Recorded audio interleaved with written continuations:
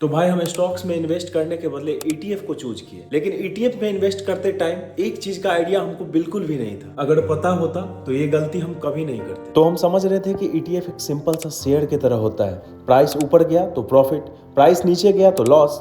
लेकिन ईटीएफ का असली पावर प्राइस में नहीं, उसके अंदर के कंपनी में होता है। ये हमको पता ही नहीं था कि ईटीएफ को इंडिविजुअल स्टॉक नहीं बल्कि 50-100 कंपनियों का एक बास्केट होता है। तो हम बिना सोचे समझे बस सस्ता होने की वजह से कोई भी रैंडम ईटीएफ उठा के खरीद लेते थे। ना हम वॉल्यूम देखते थे, ना ट्रैकिंग एरर देखते थे, ना एक्सपेंस रेशियो देखते थे। तो रिजल्ट ये हुआ कि मार्केट अगर ऊपर भी रहता था तो भी मेरा पोर्टफोलियो डाउन ही रहता था। तब हम रिसर्च स्टार्ट किए और अपना एक पर्सनल स्ट्रेटजी बनाए। तो अपना पर्सनल स्ट्रेटजी शेयर करने से पहले हम एक बात क्लियर करना चाहते हैं कि हम कोई सेबी द्वारा सर्टिफाइड रिसर्च एनालिस्ट नहीं है। मेरा कोई भी रिकमेंडेशन नहीं है।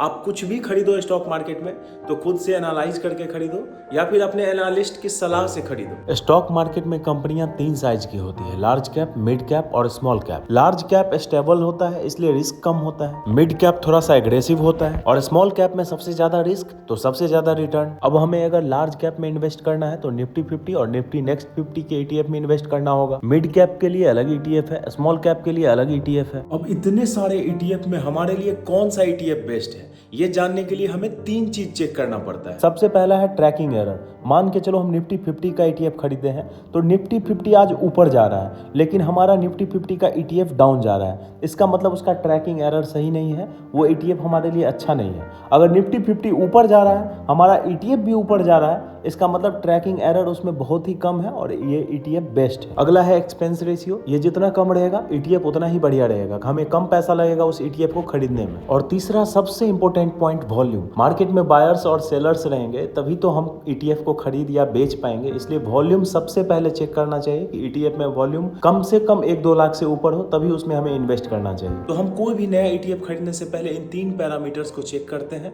उसके बाद ही हम ईटीएफ में इन्वेस्ट करते हैं। अब इंडेक्स ईटीएफ के अलावा बहुत सारे और भी ईटीएफ होते हैं, जैसे ग्लोबल ईटीएफ। आप यूएसए में इन्वेस्ट करना चाहते हैं, चाइना में इन्वेस्ट करना चाहते हैं, सोना में, चांदी में, डेब्ट फंड में, या फिर आप सेक्टोरल ईटीएफ में भी इन्वेस्ट कर सकते हैं, जैसे ऑटो ईटीएफ, आईटी ईटीएफ अलग आता है, फार्मा बीज आता है। तो मेरा जो प्रेजेंट पोर्टफोलियो है उसमें large cap, mid cap, small cap, gold, silver और ग्लोबल ईटीएफ भी है। कुल मिला के मेरा जो पोर्टफोलियो है वो पूरी तरह से हम बैलेंस्ड बनाने का ट्राई कर रहे हैं। इससे क्या बेनिफिट होता है, अगर निफ्टी नीचे भी जा रहा है तो मेरा गोल्ड ईटीएफ और सिल्वर ईटीएफ ऊपर जा रहा है, तो पोर्टफोलियो बैलेंस होते रहता है। बाइंग स्ट्रेटजी की बात करें तो मेरा सिंपल सा स्ट्रेटजी रहता है, मार्केट जब भी करेक्शन देता है, जब भी डिप आता है और मेरे पोर्टफोलियो के जिस ईटीएफ में करेक्शन आता है उसमें हम थोड़ा सा क्वांटिटी ऐड कर देते हैं। अब इतना मेहनत और रिसर्च करने के बाद मेरे पोर्टफोलियो में एक चीज हुई जो बहुत ही हैरान करने वाला था। ये बताने से पहले हम आप लोगों को बता दें कि मेरा नाम है राघव और हम एक मिशन पे हैं, हेल्थ, वेल्थ और माइंडसेट को हर दिन इंप्रूव करने का मिशन। और इसका वीकली अपडेट हर संडे को हम आप लोगों के साथ शेयर करते हैं। अब मेरा पर्सनली ये मानना है कि भैया स्टॉक मार्केट पैसा कमाने का जगह नहीं है, बल्कि कमाए हुए पैसे को बढ़ाने की जगह है, अच्छे रिटर्न के लिए है। तो हमेशा अपने इनकम के सोर्सेस अलग बनाने चाहिए। जैसे अगर हम अपनी बात करें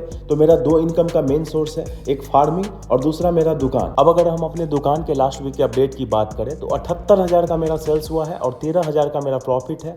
4 दिसंबर से लेकर 10 दिसंबर के बीच का ये डाटा है। अब अपने प्रॉफिट का कुछ % हम इन्वेस्ट करते हैं ईटीएफ और क्रिप्टो में, बाकी पैसा वापस या तो एक्सपेंस में या दुकान में री इन्वेस्ट करते हैं, क्योंकि मेरा रियल ऑफलाइन ट्रेडिंग तो दुकान ही है जिससे मेरा दाल रोटी चलता है। इस वीक हम कुछ नया आइटम ऐड किए दुकान में। और अब सेकंड सोर्स ऑफ इनकम जो मेरा है वो फार्मिंग है। उसका अपडेट ये रहा लास्ट वीक कि जो 10 बीघा में हमने गेहूं की खेती स्टार्ट की थी, आज से उसका सिंचाई यानी कि इरिगेशन स्टार्ट हुआ है। गेहूं का अच्छी तरह से सिंचाई हो जाने के बाद उसमें हम यूरिया डालेंगे ताकि पेड़ और भी ज्यादा विकास कर सके। सरसों के पौधे अब पूरी तरह से ग्रो हो गए हैं और पूरा फ्लावरिंग हो गया है। इन्वेस्टिंग जर्नी की बात करें तो क्रिप्टो में लास्ट वीक हम 700 रुपया इन्वेस्ट किए थे, क्योंकि हमको एक मौका दिख रहा था, बहुत ज्यादा डाउन चला गया था क्रिप्टो। अब फाइनली बात करें अगर इन्वेस्टिंग जर्नी की तो जो मेरा पहला माइलस्टोन था 1 लाख का पोर्टफोलियो कंप्लीट करने का, वो लास्ट वीक कंप्लीट हो गया। आप देख सकते हैं कि मेरा टोटल पोर्टफोलियो 1 लाख का हो चुका है और लगभग 7% पोर्टफोलियो मेरा गेन भी है। पोर्टफोलियो की बात करें तो लास्ट वीक की तरह इस वीक का भी मेरा टॉप गेनर मेरे पोर्टफोलियो में सिल्वर ईटीएफ है और टॉप लूजर डिफेंस ईटीएफ है। अब अगर हेल्थ की बात करते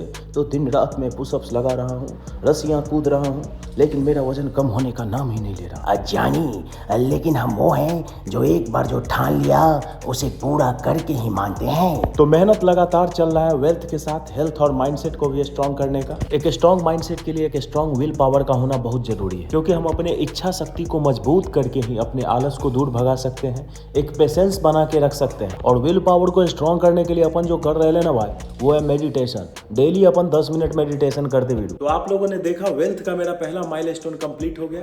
100 के यानी कि 1 लाख का मेरा पोर्टफोलियो कंप्लीट हो गया। दुकान से हम लास्ट वीक 13,000 रुपया कमाए। फार्मिंग में गेहूं का सिंचाई हो रहा है, सरसों में फूल आ गए हैं। हेल्थ और माइंडसेट पे भी लगातार काम चल रहा है। तो अगला जो हमारा टारगेट है वो है ETF पोर्टफोलियो को सबसे पहले अब 2 लाख पे लेके जाना। 1 लाख के जर्नी को बढ़ा के 2 लाख तक शिफ्ट करना। हेल्थ में टारगेट है वेट को 70 kg तक ले जाना और माइंडसेट एकदम मॉन्क की तरह। अगर वीडियो अच्छी लगी हो तो चैनल को सब्सक्राइब जरूर करना, और अगर अपने लाइफ में आप भी कोई जर्नी कर रहे हो तो प्लीज कमेंट बॉक्स में लिखना। मिलते हैं नेक्स्ट वीडियो में। Tata bye bye.